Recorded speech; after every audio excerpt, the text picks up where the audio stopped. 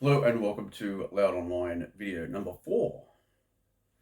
My name is Brian. I'm the editor of Loud Online, and this is our semi-regular video update of things that we think you should know about.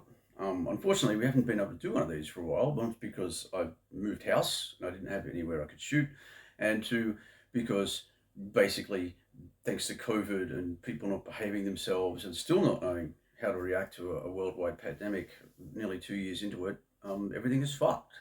So a lot of those great things that I was talking about in the first three of these have either been cancelled or postponed or pushed back or changed or something's happened, and the world is even in more confused state than what it was when the last time I did one of these, was back in July or something like that. I can't even remember when it was now. The big thing that got canned, of course, or postponed, as they like to call it, is Black and Open Air Festival, which was supposed to happen in Central Australia at the beginning of this month, the first weekend of this month, actually. Possibly the greatest lineup of heavy music in Australia since the invention of the guitar, and it's gone like a puff of smoke. Psychroptic, Amyl and the Sniffers, The Artist Murder, Clowns, a whole bunch of bands, 40 bands in the middle of the desert.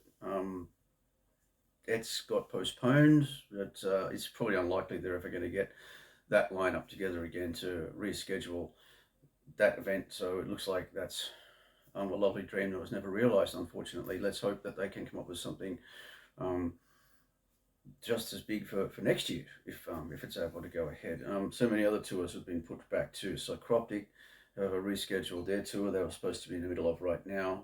The King Parrot shows were rescheduled with some dates for Sydney booked, moved to September. That's probably going to get blown out now too because we're in lockdown here in Sydney until the end of September, so they're probably gone.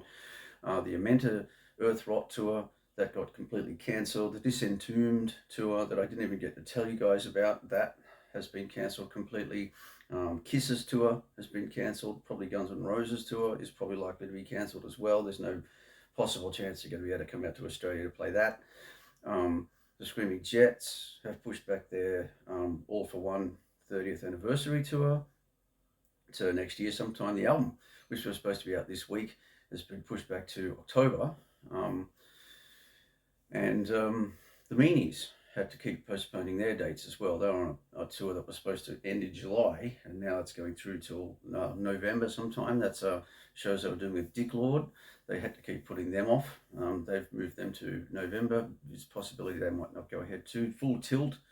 It's very unlikely that those shows are going to go ahead as planned or at all. I don't know. I haven't heard much about that lately. But a couple of good things we can possibly look forward to, I suppose, is the fact that Unify Gathering has announced their lineup for next year. That's happening on the 20th to the 23rd of January next year at Lower Tarwin, or Tarwin Lower, sorry, in Victoria, as it's been for the last few years.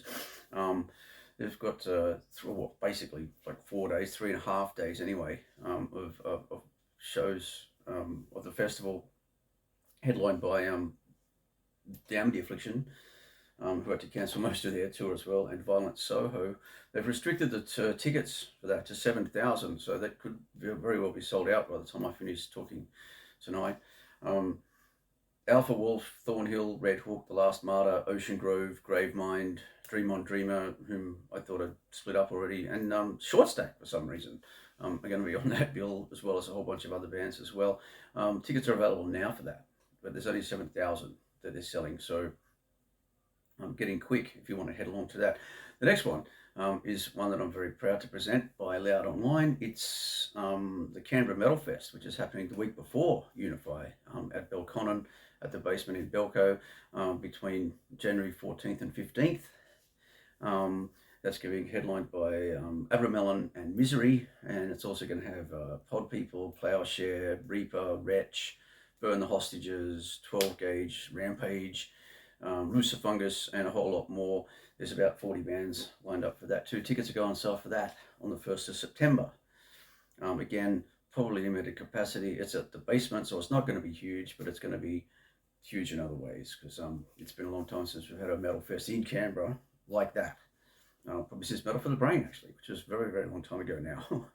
15 years it's been since Metal for the Brain. So let's hope that one goes ahead, because we're very, very proud to present that. And we're going to be bringing, maybe even incorporating some of those interviews that I'll be doing with some of the artists into these, if I keep doing them in the next coming months and stuff. Okay, speaking of Lucifungus, they've got this has been released by them. It's a split with Dr. Colossus. It comes out in very, very, very, very, very cool green vinyl. You can get that from their Bandcamp page, and if you get it from the Dr. Colossus Bandcamp page, you get the pink one instead of the green one. So get them both. Support Australian music. The Amenta, of course, aren't doing their tour now, but they do have a new track called Solipsism, which wasn't on the new album. That's come out in vinyl too.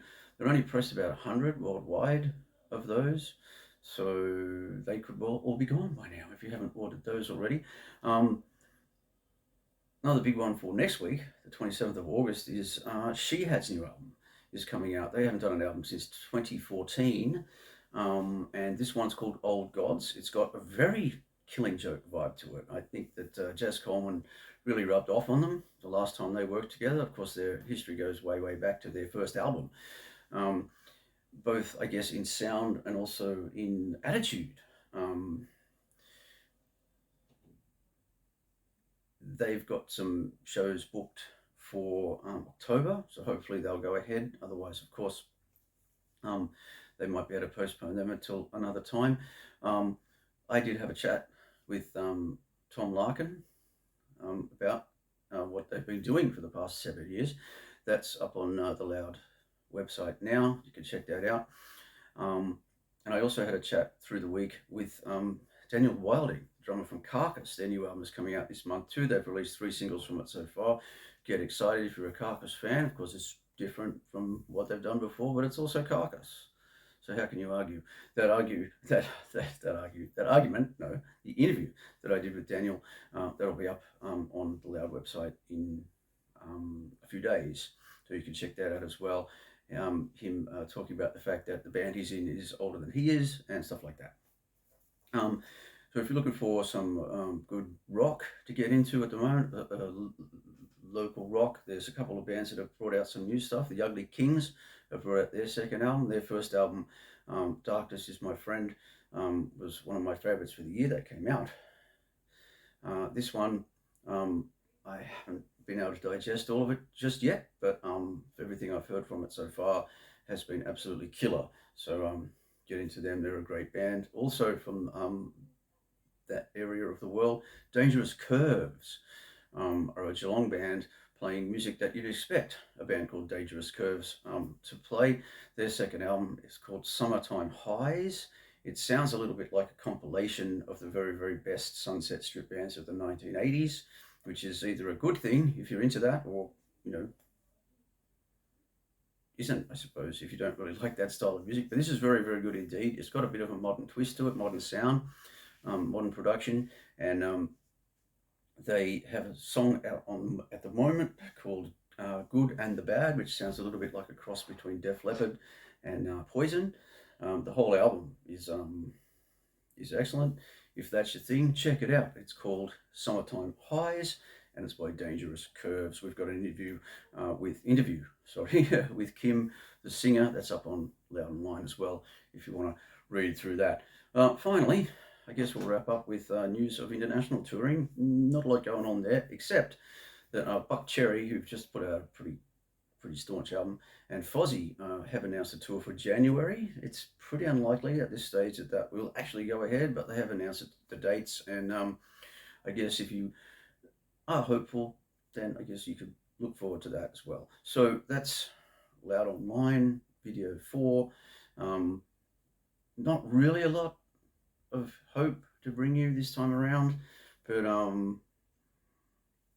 check out those albums at least, and buy the Lucifungus single.